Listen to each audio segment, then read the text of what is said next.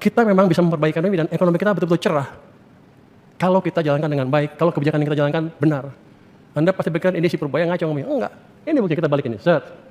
Supply atau lihat penjualan mobil dan motor udah mulai positif lagi. Setelah bertahun-tahun negatif seperti ini, sekarang udah mulai positif. Itu berarti demand bisa diciptakan. Supply bisa nggak? Ini kalau ini naik otomatis kan produksi juga naik. Ini PMI naik, turun naik, ini naik. Ini waktu saya injek uang turun sedikit Desember, naik lagi. Artinya dari atas 50 sekarang, artinya industri kita ekspansi. Jadi ini mematahkan semua teori-teori ekonomi yang sering undang Paleo bahwa nggak ada gunanya injek uang ke sistem, nggak ada gunanya ngasih kebijakan fiskal karena demand sedang lesu. Justru tugas otoritas fiskal moneter adalah memastikan demand tumbuh dengan instrumen yang ada. Sudah saya buktikan, ini balik, ini juga balik nih.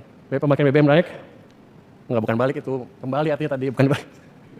Ini konsumsi BBM seperti ini. Konsumsi listrik mulai naik kencang seperti itu. Jadi memang kita bisa balikan semua. Jadi kita bisa balik ke angka depannya nggak yang halaman 6,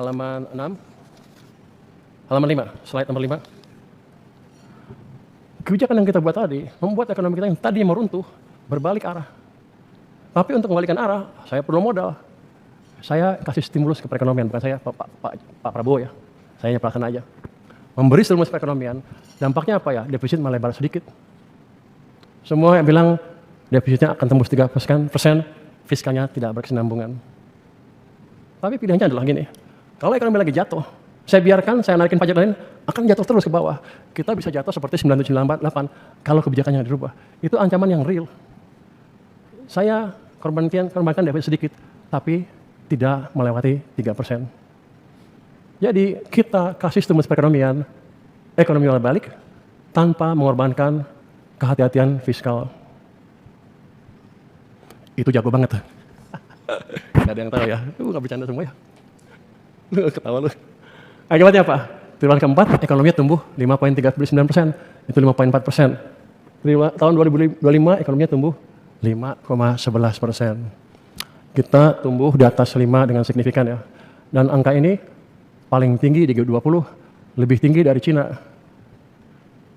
Yang saya heran kemarin sebelum angka ini keluar, Moody's datang ke Indonesia dan merevisi ke bawah outlook dari ekonomi Indonesia jadi negatif. Untuk saya, dia offside. Dia pikir ekonomi akan melambat terus ke depan dan kebijakan saya nggak berhasil, kebijakan Indonesia nggak berhasil. Ini baru awal, kita akan bergerak makin cepat.